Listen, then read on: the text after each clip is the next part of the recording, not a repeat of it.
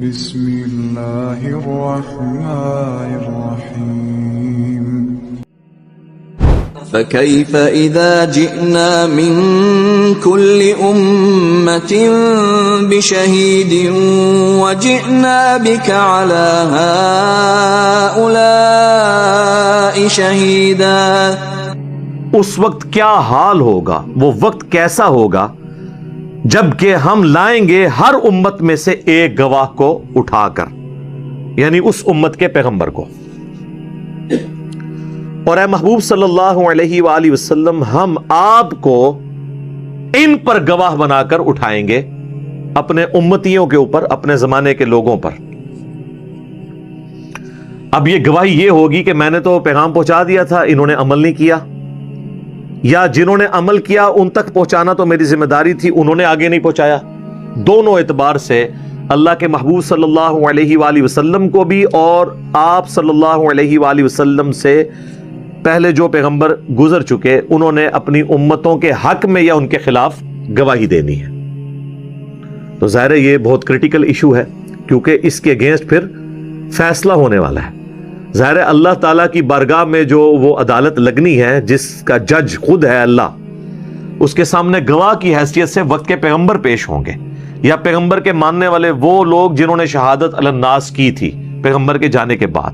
تو اللہ پھر بدلہ دلوائے گا مخالفین کے اگینسٹ ان لوگوں کو. تو اس ٹاپک کو کہا جاتا ہے شہادت علی الناس، جو وقت کے پیغمبر نے کی یا ان کے ماننے والوں نے اپنے باقی لوگوں تک پہنچائی، امت کے لوگوں تک انہوں نے عمل کیا یا نہیں کیا، سارے اعتبار سے یہ شہادت والا معاملہ ہونا ہے.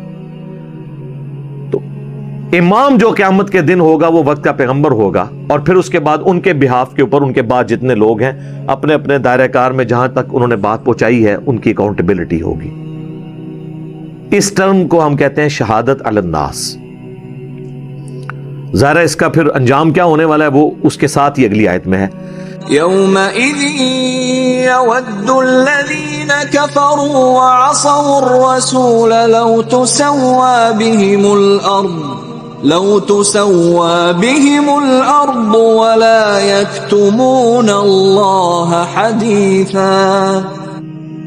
اس دن پھر جو انکار کرنے والے لوگ ہیں اور رسول اللہ کی نافرمانی کرنے والے لوگ، اس میں مسلمان بھی شامل ہیں اور کافر بھی. پچھلے دنوں بھی میری ایک ویڈیو اپلوڈ ہوئی ہے جس کا عنوان تھا کافر ورسز مسلم کافر. کافر تو کافر ہے، مسلم بھی کافر ہو سکتا ہے اپنے عمل میں، عقیدے میں مسلمان ہو لیکن عملاً کافر ہو. تو یہاں پہ اللہ نے دونوں چیزوں کا ذکر کیا کہ رسول کا انکار کرنے والے اور ان کی نافرمانی کرنے والے. نافرمانی کرنے والوں میں صرف کفار تو نہیں ہوں گے، مسلمان بھی ہوں گے. تو اللہ تعالیٰ فرما رہا ہے اس دن وہ تمنا کریں گے کاش ان کو زمین میں دبا دیا جائے اور زمین برابر کر دی جائے، جان چھوٹ جائے، انہیں زندہ ہو کر جواب ہی نہ دینا پڑے.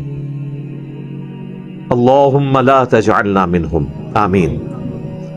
اور پھر وہ اللہ سے کوئی اپنی بات چھپا بھی نہیں سکیں گے. دنیا کی عدالت کو تو آپ دھوکہ دے سکتے ہیں، دنیا میں تو آپ وقت کے پیغمبر کو بھی دھوکہ دے سکتے ہیں اپنی چکنی چپڑی باتوں سے. سورہ توبہ کا ٹاپک یہی ہے کہ نبی آپ کو آگے بہانے کر رہے ہیں، آپ ان سے راضی بھی ہو جائیں.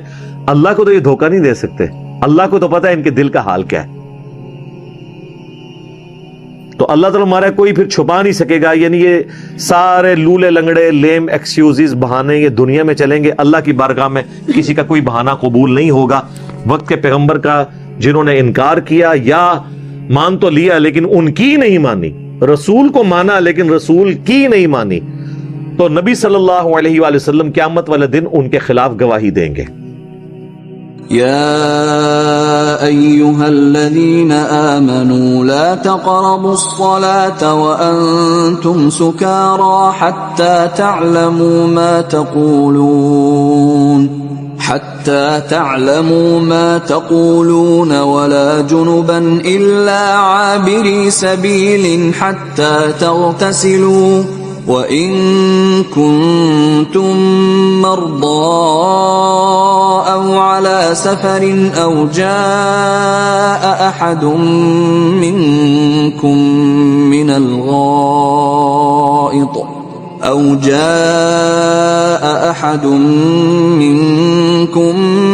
الغائط أو لامستم النساء فلم تجدوا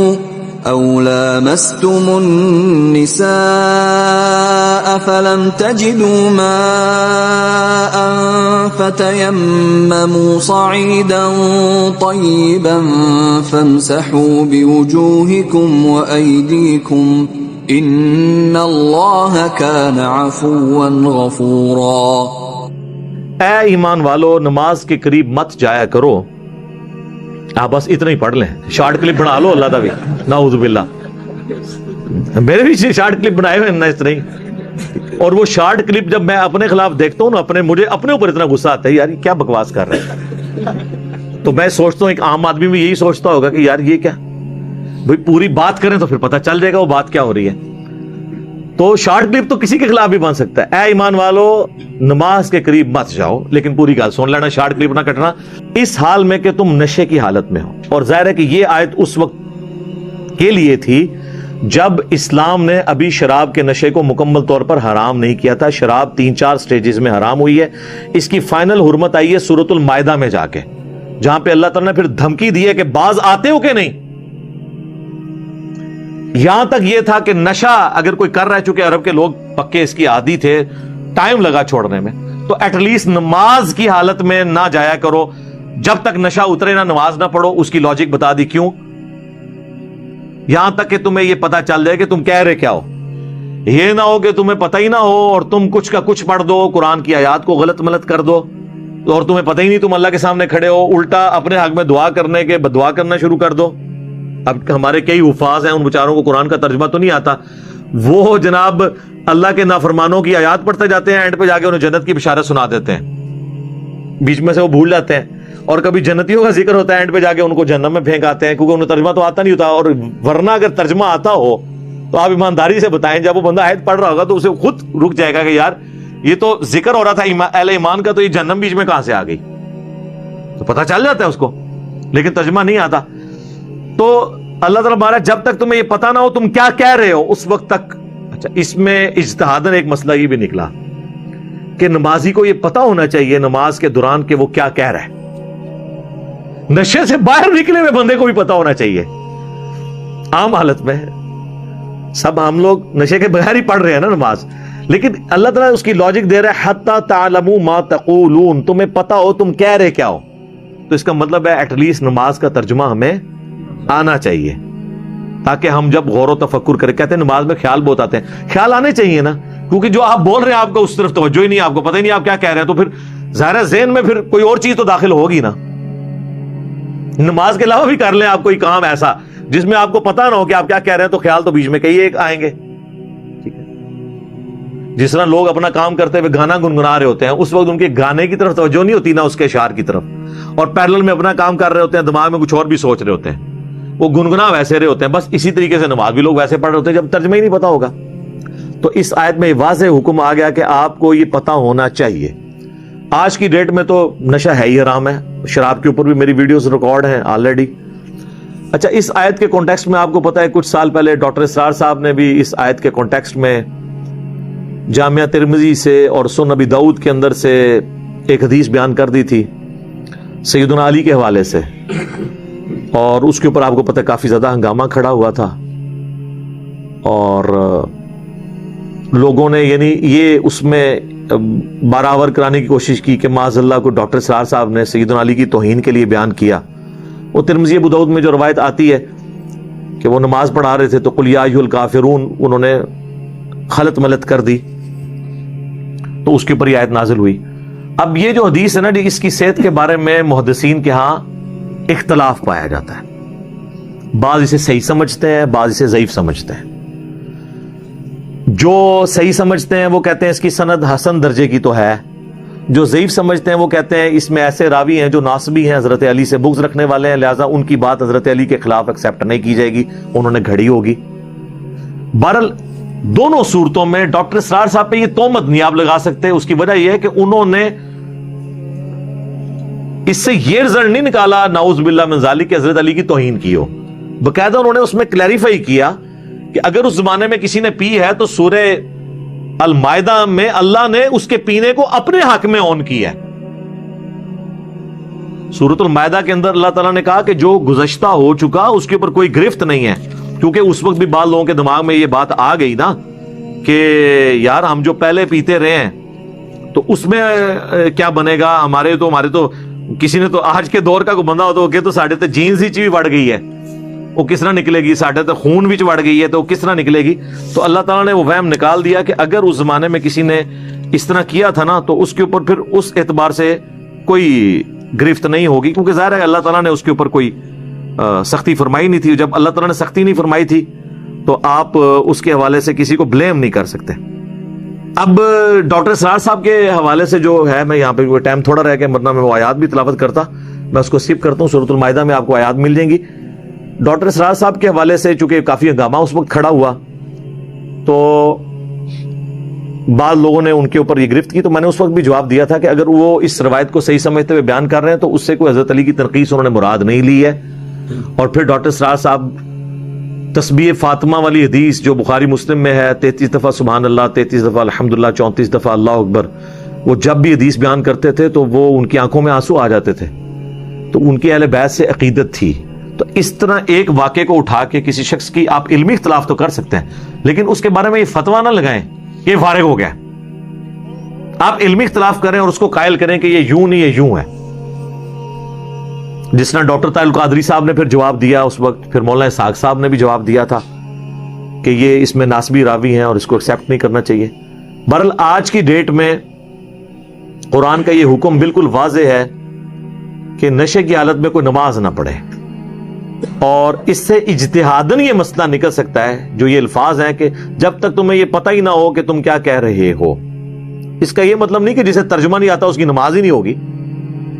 نماز اللہ نے ظاہر پہ رکھی ہے اور یہ اللہ کی بڑی کرم نوازی ہے۔ آپ دیکھیں نماز کے فرائض میں کہیں یہ نہیں ہے کہ آپ کو ترجمہ آتا ہو، نماز کے فرائض میں کہیں یہ نہیں ہے کہ آپ کا دھیان نماز ہی کی طرف ہو، کیونکہ اللہ کو بھی پتا تھا کہ دھیان ادھر ادھر ہو سکتا ہے۔ نماز کی جب بھی بات ہوتی ہے تو کیا کیا جاتا ہے جی، وضو ہو، جگہ پاک ہو، کپڑے پاک ہوں، اللہ اکبر کہہ کے شروع کرنی ہے، قیام کرنا ہے، اس میں فاتحہ اور سورت ملانی ہے، پھر رکوع کرنا ہے، رکوع سے سیدھا کھڑا ہونا ہے، ہر رکعت میں 2 سجدے کرنے ہیں، 2 سجدوں کے درمیان بیٹھنا ہے، 2 رکعتوں کے بعد تشہد پڑھنی ہے اور 4 رکعتوں کے بعد تشہد پڑھ کے سلام پھیر دینا ہے۔ ہمیشہ نماز کے ظاہر کے اوپر بات ہوتی ہے۔